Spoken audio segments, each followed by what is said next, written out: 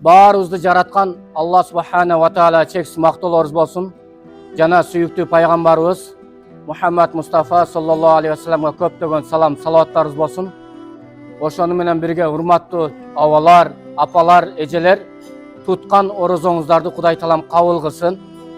Биз бул жакка келип атканда шаарыбыздын казысы Самин дамлада өзү келмек, ал кишинин жумушка байланыштуу келе албай калды. Сиздерге саламы бар, казынын саламын жеткирем. Андан кийин мына Рамазан кыска айта турган болсок, урматтуу апалар, абалар, кыргызда жакшы сөз бар, билесиздер. Бири кетти, неси калды дейт. Кече эле Рамазанды баштадык эле 10 күн өтүп кетти. 10 күн өтүп кетти. Билесиздер, Рамазанды өзү 3кө бөлүп айтылат. Аввалуху рахма, алдыңкы 10 күндүгү бул Алланын рахматы, мерими жааган ай. Авсатуху магфиро, ортоңку 10 күндүгү Аллах Тааланын кечирими, магфират күндөрү. Ва ахируху иткун минан нирон, акыркы 10 күндүгү тозоктон куткаруучу күн деп айтылат. Мына ушул кече эле Рамазан баштадык эле, мына эми аз ортоңку 10 күндүктү тутуп атабыз. Бат эле өтүп кетет экен. Убакыт мына ушундай экен. Мына азыр мына жерде отурасыздар, кээ бирлер 50-60га 70ге чыккандар бардыр. Чоң апалар отурасыздар. Аркабызды бир карап туруп, айтып бериңчи десе, 2 сааттык айта албайбыз да.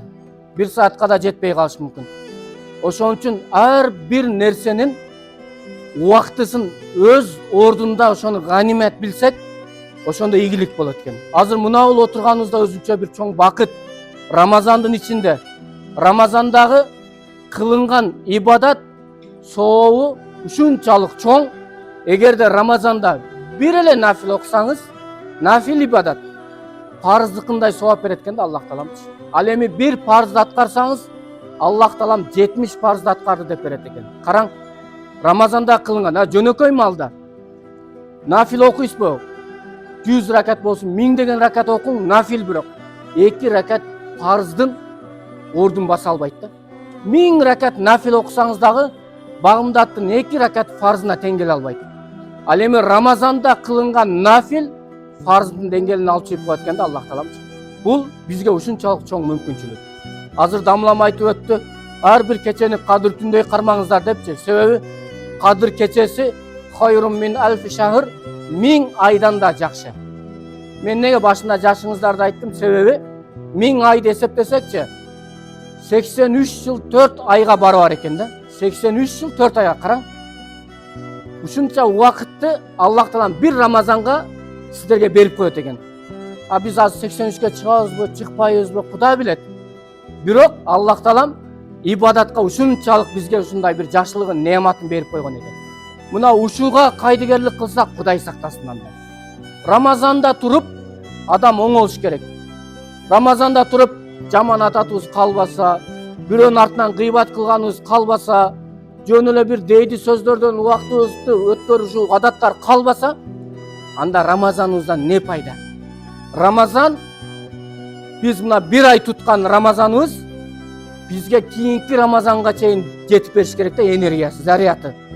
Азыр телефон зарядка саябыз, кечке жетсе сүйнөбүз, кайра жүгүрүп барып саябыз, Мына Рамазанда өзүбүздү толтурайлы Рамазанга толтурайлы, Рамазанда алган энергия, Рамазанда алган жакшылык, Рамазанда алган адеп акылак, Рамазандан жакшылык кийинки Рамазанга жетип берсин. Ошого жеткирели үнөмдөп өзүбүздү тарбиялапчы. Мен сөзүмдүн артында бир хикая менен бүтүрөм. Бир тең туштар болуптур. Экөөнүн жашы курагы 75 экен. Эки дос кичинекейине чоңойгон. Балким эки апа дейбизби, эки аба дейбизби аксакал. Кичинесинен тең чоңоюптур, дос болуптур. Экөө 75ке чыгыптыр. 75ке чыкканда бирөөсү айтып атат экен. Досум, жашыбыз бир топко барып калды, 75. Мындан бияка канча жашып калды, Кудай билет. Кел, ушундан көрө тиргилик деп жүрүп ушу жашка жеттик. Андан көрө бир чет өлкөгө барып эс алып келбейлиби, ойноп келбейлиби деп бирөөсү бирөөсүнө сунуш кылса, экинчиси аны колдоп макул дейт. Анан өздөрү айткандай чет өлкөгө барып, жанагы чет өлкөдө билесиздер да, этаждар бийик, мейманканалар. Анан баягы сунуш кылган дос айтат экен дагы.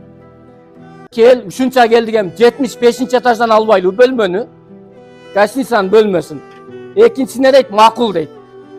Анан 75-нчи этаждан бөлмөнү алды, bir gün шаар айланып келип, мейманканага келип, жана лифт менен билмейт да, бат эле чыгат лифтте. Келсе, электр энергиясы үзүлүп калыптыр. Лифт иштебей калыптыр. Анан не дейт? Отурат, күтөт, свет жанбайт. Лифт жок, электр энергиясы жок. Анан бирөө сунуш берип атат. Кел, 25-нчи этажга чейин жаштыгыбыз жөнүндө сүйлөшөлү, өз даластайлы. 25-тен 50-ке чейин турмуш жөнүндө сүйлөшөлү. 50-тен 75-ке чейин кайгылуу окуялар жөнүндө сүйлөшөлү. Ушинтип өз даласытып чыгайлы баягы этажга. Десе экинчиси макул болот. Анан өздөрү айткандай 25 биринчи этаж не жөнүндө сүйлөшөт? Жаштыгы жөнүндө. Жаштык жөнүндө сүйлөшүп, анан 25-тен 50-ке чейин турмуш жөнүндө сүйлөшөт. Үйлөндү, бала чакалы болду, үй салды, башка кылды. Анан 50-тен 75-ке чейин не жөнүндө сүйлөшөт? Кайгы жөнүндө. Себеби 50-тен кийин адам бут ооруйт экен, бел ооруйт экен, кулагым укпай калды, көзүм жакшы көрбөй калды деген мүшкүлдөр пайда болот экен да. Анан ошентип өкө кайгы жөнүндө сүйлөшүп өздөрү айткандай. 75-нчи этажга келип акыркы тепкичти аттайын десе бирөөсү айтат экен. Менде бир кайгы калды. Айт десе өтө кайгылуу. Айт 25 этаж кайгы жөнүндө сүйлөштүк, айта бер десе. Майли айтайын эми. Өкөбүз кире турган бөлмөнүн күлүчүн биринчи этажга түшүрүп коюпмун дептир. Өкөнө bundan өткөн кайгы барбы? Жок да. Эми караң, сабак алабыз эми. 25 жыл кайгырган менен, турмуш 25 жыл бутум ооруду, белим ооруду деген менен бир кыска кайгы бардыгын жеңип кеттиби? Жеңип кетти, болгон бир кыска кайгы. Күлүштү калтырып койгон, ашпарс 2 саатта чыгар. 2 сааттык убакыт 25 жыл өткөргөн кайгыны басып кетип атат. Будан нени айтам? Урматтуу жамаат, жакшылабыңыздар. Жашоо ушундай экен. 25-ке чейин ойноп күлүп өткөрүп берет экенбиз. 25-тен 50-ке чейин турмуш, үй бүлө деп туруп өткөрүп берет экенбиз. 50-тен 75-ке чейин кайгырып жүрүп, бутум ооруду, белим ооруду деп жүрүп, bir gün карасак акыретке кетип калат экенбиз да. А бирок акыреттеги бейиштин ачкычы не? Не? Намаз. Эгер намазыбыз жок болсо, күлүш бул дүйнөдө калып калат. Бул дүйнө не? Биринчи этаж. Биринчи этаж. Bundan өткөн кайгы барбы? Жок. Ошон үчүн урматтуу жамаат, биз намазыбыз жаныбызда болсо, бейиштин күлүшүн экен чөнтөктө 75-нчи этажга чыкканыңыздан наракатчы эле кирип кетесиз. Ошон үчүн намазыбызга бекем болойлу. Сиздерден суранычым, абалар, эжелер, апалар, намаз баштайлыктыр, Рамазанда баштайлы. Улантайлы, өмүр өтүп кетет.